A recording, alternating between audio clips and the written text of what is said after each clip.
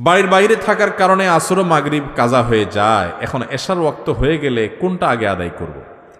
বাহিরে থাকার কারণে ফরজ নামাজ কাজা হয়ে যায় কেমনে ভাই? হ্যাঁ, বাসে জ্যামে পড়ছেন তো নেমে যাবেন। আমি একবার ছাত্র জীবনে মাদ্রাসায় পড়ি, তখন বাসে যাচ্ছি, দূরপাল্লার বাসে, ফজরের নামাজের টাইম চলে যাচ্ছে। ড্রাইভার সাহেব যে বললাম, ভাই গাড়িটা একটু থামাবেন, আমি নামাজটা পড়বো। কয়েক গাড়িতে নামাজ পড়ে নেন, গাড়িতে নামাজ হয়। আমি কই ভাই উজু করা লাগবে না? নাইট কোর্স, রাতভর গাড়িতে ছিলাম, সকালে ফজর পড়বো, উজু করবো না? ঘুমাইছি গাড়িতে। বলে যে জানলা দিয়ে পানি দিয়ে উজু করে ফেলান বা তায়াম্মুম করেন, জায়েজ আছে। চিন্তা করলাম কত বড় মুফতি, সুবহানাল্লাহ। এমন কোনো মাসালা নাই যেটার উত্তর তার কাছে নাই। হ্যাঁ, উজু লাগবে না তায়াম্মুম লাগবে সেটা বলে দিচ্ছে। নামাজ দাঁড়ায় না, বৈশা সিটে বৈশা কেবলা কোনটা লাগবে না লাগবে সাথে সাথে উত্তর। বাপরে বাপ, এ তো অনেক বড় মুফতি। চিন্তা করলাম, আল্লাহ এই মুফতির হাত থেকে তুমি আমার রক্ষা করো মাবুদ। নামাজের টাইম চলে যাচ্ছে, এদিকে মুফতির ফতোয়া থামতেছে না।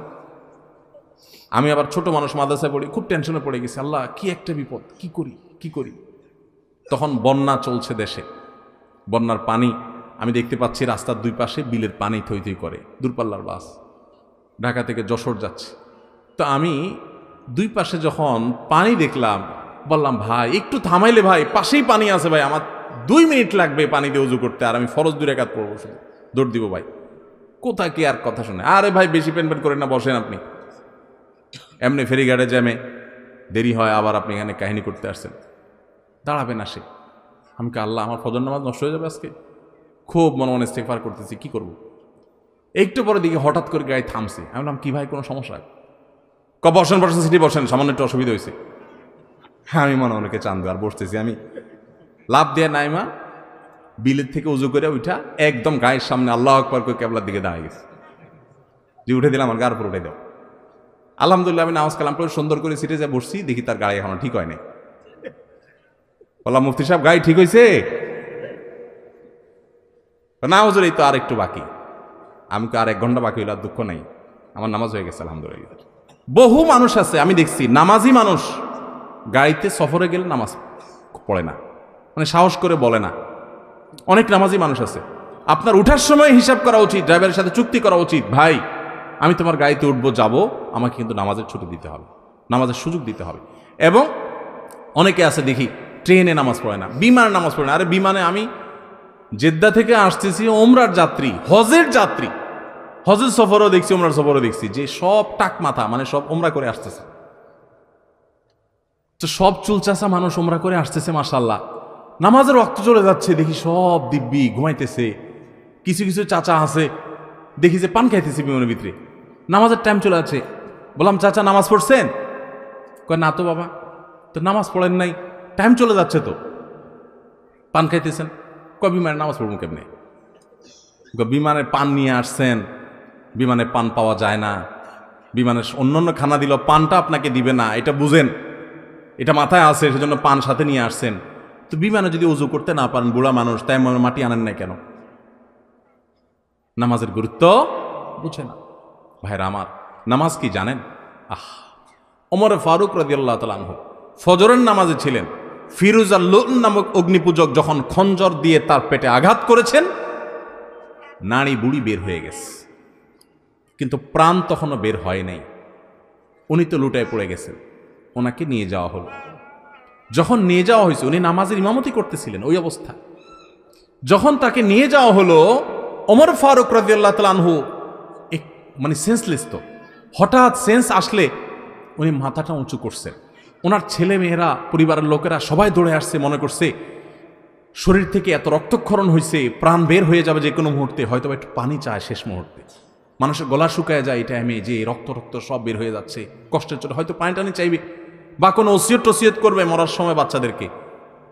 যখন মাথা উঁচু করছেন, কাছে যখন পরিবারের লোকরা আসছে, তখন বলছে যে ফজরের নামাজটা তো বাকি আছে।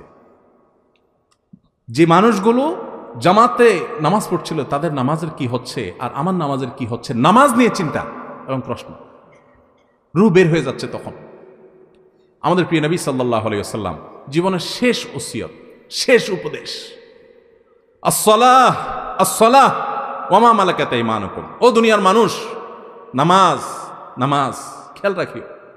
কিয়ামতের ময়দানে দেখবেন প্রথম হিসাব আল্লাহ তাআলা নিবেন, আমলের মধ্যে প্রথম হিসাব নিবেন, নামাজের হিসাব আগে দাও। নামাজের হিসাব যা ঠিকঠাক হয়ে গেছে, ভেজাল পাওয়া যায় নাই, অন্য সবগুলো আল্লাহ তাআলা সহজ করে দিবেন।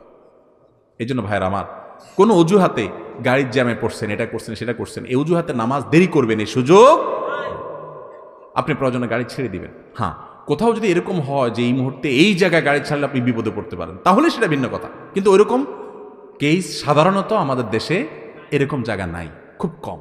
আপনি চাইলে নামাজ পড়তে পারেন। অতএব কোনো ওয়াজিবে নামাজ কাজা করা যাবে। আল্লাহ তাআলা আমাদের সবাইকে তৌফিক দান করুন।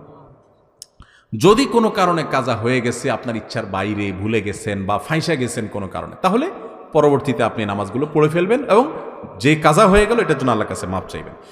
মসজিদের মাইকে কোনো হারানো বিজ্ঞপ্তি দেওয়া যাবে কিনা? মসজিদে হারানো জিনিসের বিজ্ঞপ্তি দেওয়া জায়েজ নাই।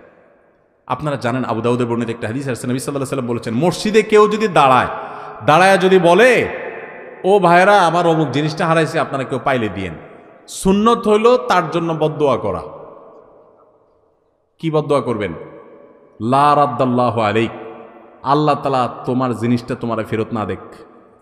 তুমি আল্লাহর ঘরে আসছো ঘোষণা দেওয়ার জন্য হারানো জিনিসের, এটা হারানো জিনিস ঘোষণা দেওয়ার জায়গা, দুনিয়ার ধান্দা করার জায়গা মসজিদ না, এটা ইবাদতের জায়গা। মসজিদের বাইরে গিয়ে দাঁড়ায় বলতে পারেন, ভাই মুসল্লিরা আমার অমুক জিনিস হারাইছে, কেউ পাইলে দিয়ে। এই জন্য মসজিদে হারানো জিনিসের ঘোষণা দেওয়া জায়েজ নাই, হারাম না, জায়েজ। জানাজা শেষে মাটি দেওয়ার পর হাত তুলে মুনাজাত করার কোনো দলিল আছে কিনা? হ্যাঁ ভাই, এই জায়গায় হাত তুলে দোয়া করার দলিল আছে। নবী করিম সাল্লাল্লাহু আলাইহি ওয়াসাল্লাম নিজে এ আমল করেছেন। জানাজা শেষে যখন মৃত ব্যক্তিকে দাফন করবেন, জানাজার নামাজের পরে হাত তুলে দোয়া করা না, জানাজার নামাজটাই তো দোয়া, এরপর আবার কিসে হাত তুলে দোয়া? এরপর কবরে নিয়ে মুর্দাকে দাফন করছেন, দাফন শেষ। এবার যারা দাফন কাজে শরীক হয়েছেন সবাই কেবলামুখী হয়ে আল্লাহর কাছে প্রত্যেকে যার যার মতো, প্রত্যেকে আলাদা আলাদা করে যার যার মতো আল্লাহর কাছে দোয়া করবেন মুর্দার জন্য। কি দোয়া করবেন? নবী সাল্লাল্লাহু আলাইহি ওয়াসাল্লাম বলেছেন, সালু লি আখিকুমুত তাসবীত, ইস্তাগফিরু লি আখিকুম ওয়াসালু লাহুত তাসবীত, আও কামা ওয়ারাদ ফিল হাদিস। অর্থাৎ তোমাদের ভাই যার দাফন করলা, এখন তার জন্য আল্লাহর কাছে দোয়া করো, আল্লাহ যেন তাকে মাফ করে দেয়। আরেকটা দোয়া হলো, আল্লাহ যেন তাকে ইমানের উপরে, এখন মুনকার নাকির যে প্রশ্ন করবে এটার উপর যেন অটল অবিচল রাখে। দুনিয়াতে সে ইমানদার ছিল, এখনো সেই ইমানের উপরে যেন টিকে থাকে, সে যেন বিচলিত হয়ে না যায়, এই জন্য আল্লাহর কাছে দোয়া করে। এই জন্য দোয়া করতে হয়।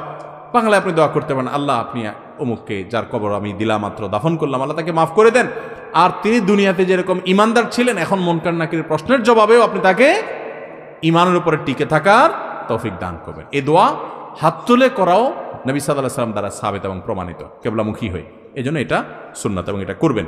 আমরা অনেকে জানাজা পড়ার ফজিলত জানি, দাফন করার ফজিলত জানি না। আপনি জানেন জানাজা পড়লে যেই পরিমাণ সওয়াব হয়, জানাজার পর মুর্দার লাশের পেছনে পেছনে যায়া কবরস্থানে দাফন হওয়া পর্যন্ত অপেক্ষা করা, এটার মাধ্যমে ঠিক তার সমপরিমাণ সওয়াব পাওয়া যায়।